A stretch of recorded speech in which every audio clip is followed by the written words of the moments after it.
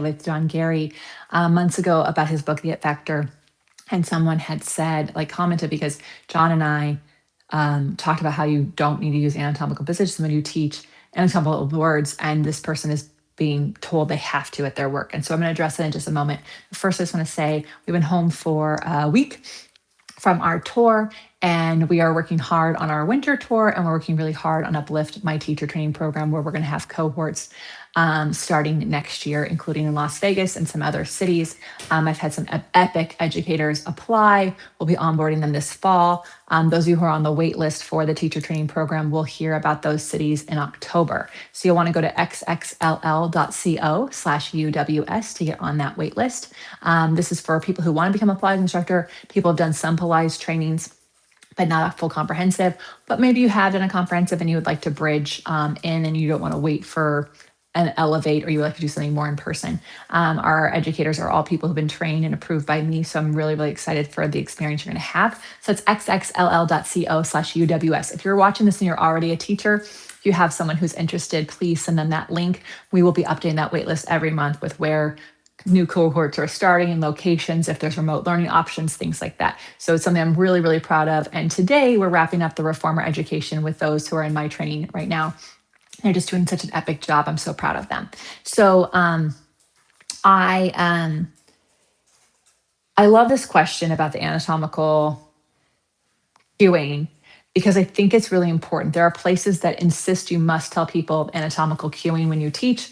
There's other places that don't have an opinion. As an Pilates instructor, you should have an anatomical understandings, but should you actually use the anatomical language in a Pilates class? If you have to for work, I don't want you to get fired, but I'm going to tell you right now, it's actually not helpful unless it is. So for example, when I taught an orthopedic surgeon and a few trainers, having knowledge of anatomical muscle use was helpful when they weren't doing it correctly. Meaning, wow, it looks like you're using a lot of your upper traps and I'm wanting more of the lower ones. One, they know the body, so they know what I meant. And two, they speak that language in their life. So it isn't a weird hat they have. If someone does not have anatomical training in their life and you're using anatomical cueing, you might get the wrong thing.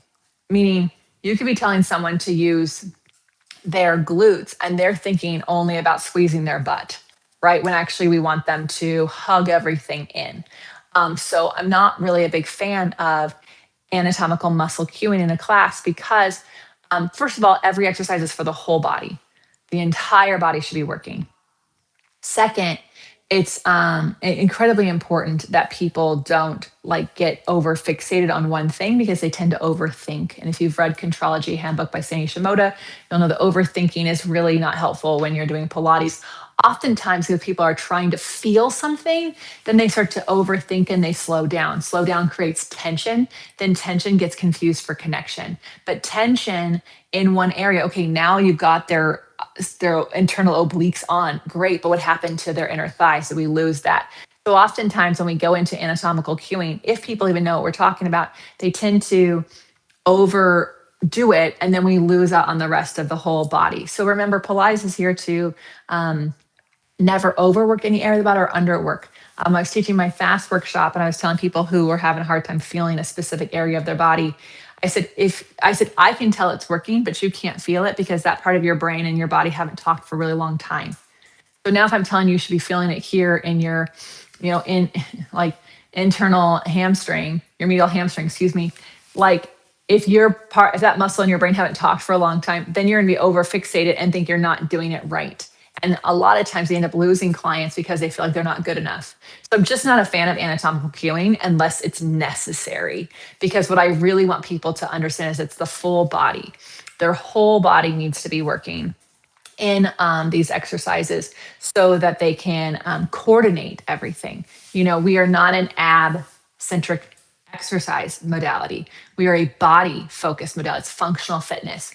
And so we want when the center is engaged fully, whether the spine shape is tall, extension, flexion, side bend, twist, then you have all the muscles around the pelvis, the center and the front and the back and the shoulder girdle working equally together. Not like this because now I can't move. If it's braced, I cannot move. It has to be able to work in coordination with the rest of the body so that I can move in these shapes and keep my connections, not twist. Oh, find your internal oblique. Okay, unwind. Oh, find your stomach. Like you can't, you got to make sure. So I would just say, if anatomical cueing is necessary for you, see if you can get away with talking to the bones. Our bones are not, a skeleton is not what holds our body up. Our muscles hold our skeleton up. And so if you put the bones in place, most people know their upper arm bone, their thigh bone. You can even say femur if you want to say humerus.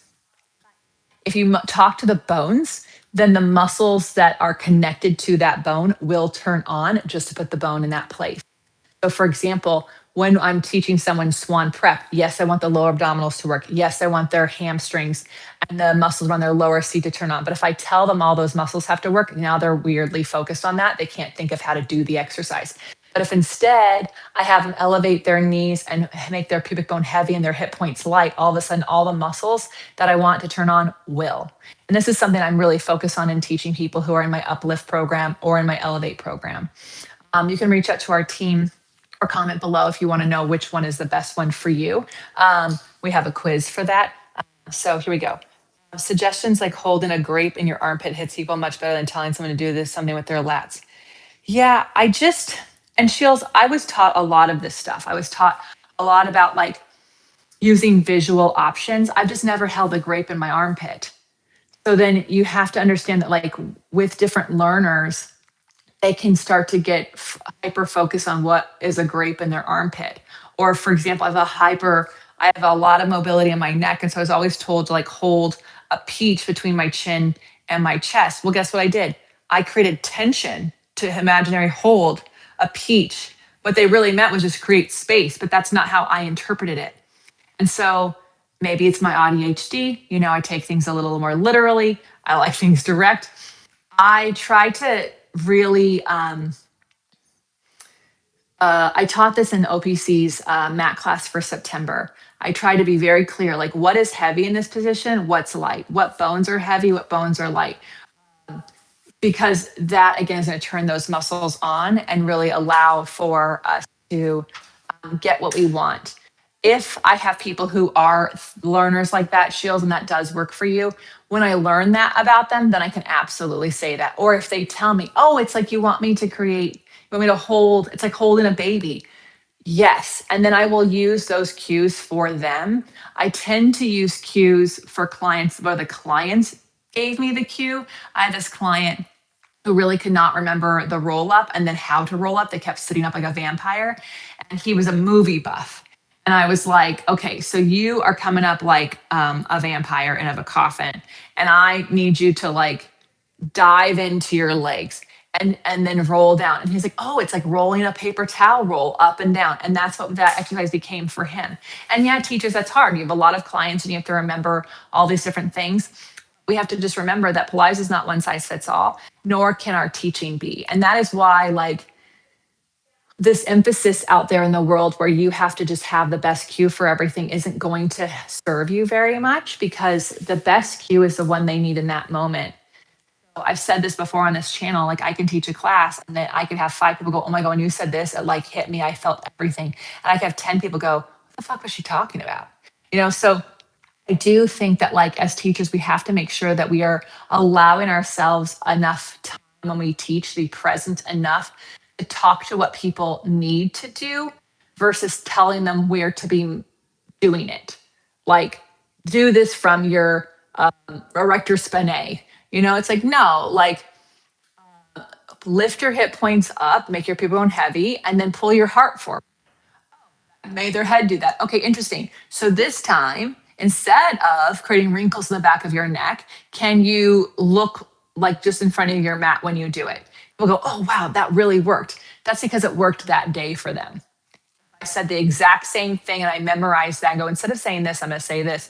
I might not get what I want. So we really do, as teachers, have to be present, which means you can't be talking that much. And you have to tell people what to do, what instead of what not to do. And then we have to remember, if we create overthinking, it's too easy to create tension. Then people think tension is connection when really they just gripped. But can they hold on to that connection as they move their muscles? So Oh my gosh, I love the paper towel one too, Sheila. That's so good. So, my loves, you guys are so amazing. I'm so happy you're here. I do hope that these lives are serving you. I really appreciate you allowing me to take a little break this summer. I am back all the way up until we leave for Cambodia in October. We're going to try to find some makeup time. So, just watch the schedule, make sure you're subscribed. And then I have a really big ask. Okay.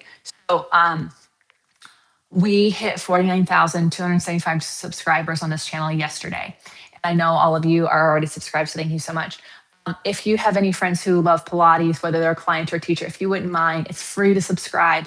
I would love to hit 50,000 before the end of September. That's just like 775 people if I do my math correctly. So I would really, truly love it. I think we can really do that together.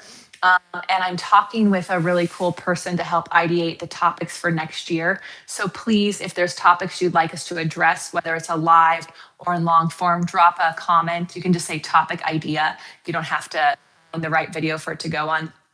I just wanted this to be a supportive tool for people seeking out education, whether they're a Pilates lover or a client. So thank you so much. I gotta get back to my students. Have a good one. Bye.